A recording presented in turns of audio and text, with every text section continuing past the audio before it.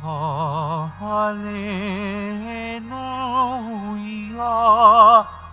Hallelujah, Hallelujah, Hallelujah.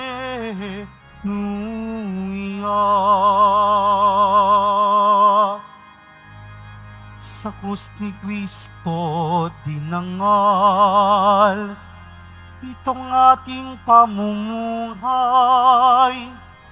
na para sa Kanya lamang. Hallelujah, Hallelujah, Hallelujah, Hallelujah.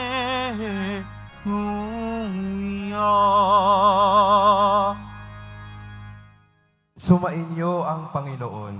At sumayo rin. Ang mabuting balita ng Panginoon ayon kay San Marcos. Papuri sa iyo, Panginoon. Noong panahong iyon, sina Jesus at ang kanyang mga alagad ay nagdaan ng Galilea. Ayaw ni Jesus na malaman ito ng mga tao, sapagkat tinuturuan niya ang kanyang mga alagad. Sinabi niya, ang anak ng tao ay ipagkakanulo at papatayin, ngunit muling mabubuhay sa ikatlong araw. Hindi nila naunawaan ang sinabi niya, ngunit natatakot naman silang magtanong sa kanya. At dumating sila sa Capernaum. Nang sila'y nasa bahay na, tinanong ni Jesus ang kanyang mga alagad, ano bang pinagtatalunan ninyo sa daan? Hindi sila kumibo, sapagkat ang pinagtatalunan nila ay kung sino sa kanila ang pinakadakila.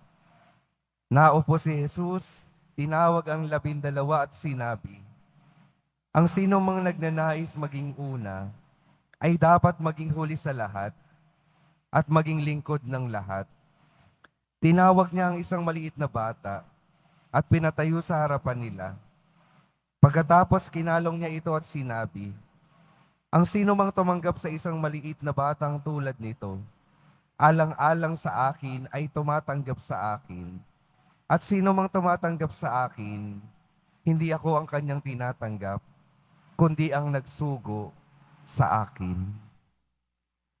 Ang mabuting balita ng Panginoon. Pinupuri ka namin, Panginoong Heso Kristo. Maupo po tayo.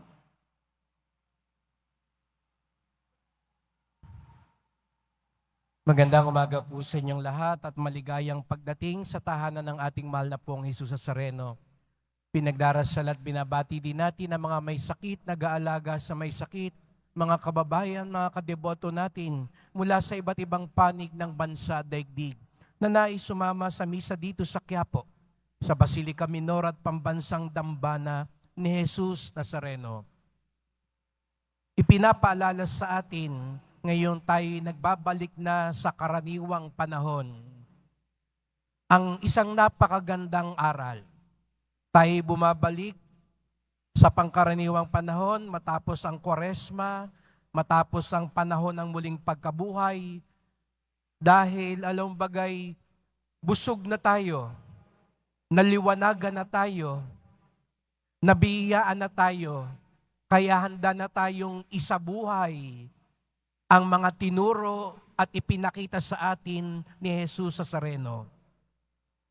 At ang isang napakagandang pagsasabuhay ng turo ni Jesus Nazareno ay matatagpuan natin ngayon sa mga pagbasa. Sa unang pagbasa, sinabi ni Santiago, ang isa sa pinakadahilan ng kaguluhan, alitan, away sa mundong ito ay ang mga makasariling pagnanasa, hangarin ng tao. Isa ro ito sa punot dulo ng gulo. Nag-aaway tayo dahil naglalaban-laban yung mga kagustuhan natin, yung mga makasariling kagustuhan. Kaya nga nag-aaway, gusto ko to, gusto din niya yun, gusto din ni isa yun.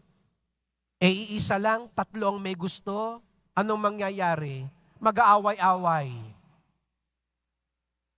Hindi masamang maghangad. Ngunit ang paalala ni Santiago, kung ang pagnanasa ay nagiging makasarili, inaakala mong dapat sa'yo ang hindi naman para sa'yo, doon nag-umpisa ang gulo. Kaya may patayan, siraan, kaguluhan. Nasabi ko na sa inyo minsan, ang hindi kumawari sa ating bansa, minsan nakakalungkot o nakakainis o nakakagulat, magpapatayan para daw maglingkod sa bayan. Malapit na huuli ang halalan. Alam natin yan sa atin. Barangay level pa nga lang hanggang sa pinakamataas. Magpapatayan, magsisiraan sa ngalan daw ng bayan. Saan ka pa nakakita ng ganun? Di ba kayo natutuwa nun? Magpapatayan daw sila para sa atin. Kayo na ang humusga kung totoo po yun. Kaya yun yung paalala ni Santiago. Kaya pag nagpapatayan na, nag-aaway na, nagsisiraan na, at iyon ay wag lang tayo tumingin sa mga politiko. Tingnan din natin ang sarili natin.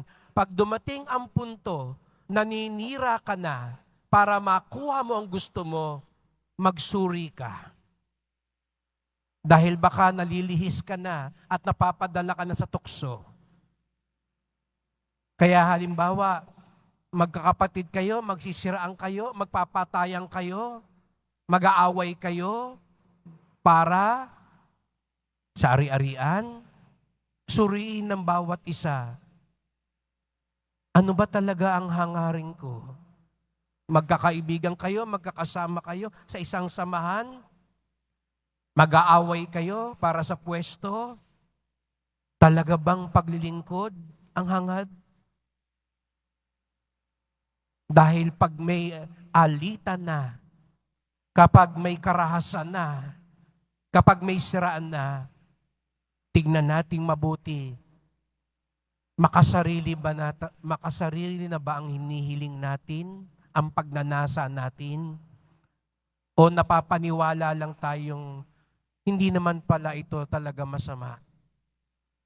Kaya nga nakita natin sa Ebanghelyo ang halimbawa, mismong ang mga alagad ni Jesus Nazareno, nag-aaway-away. At nung sila'y tiyanong, anong pinagkakaguluhan nyo? Nahiya sila nung una. Dahil alam nila, mali, makasarili. Dahil nagtatalo-talo sila kung sinong dapat mas mataas.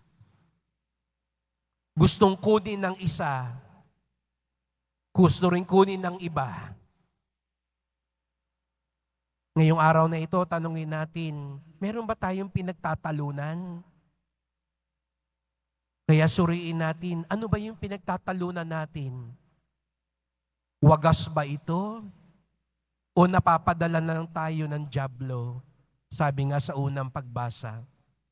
At ang gamot daw, para maibsan ang pagiging makasarili, ang isang panukat ni Jesus Nazareno, nung dinala niya ang bata sa harapan, sabi niya, ang sino mang tumanggap sa batang ito alang-alang sa akin, ay tumatanggap sa akin at sa nagsugo sa akin.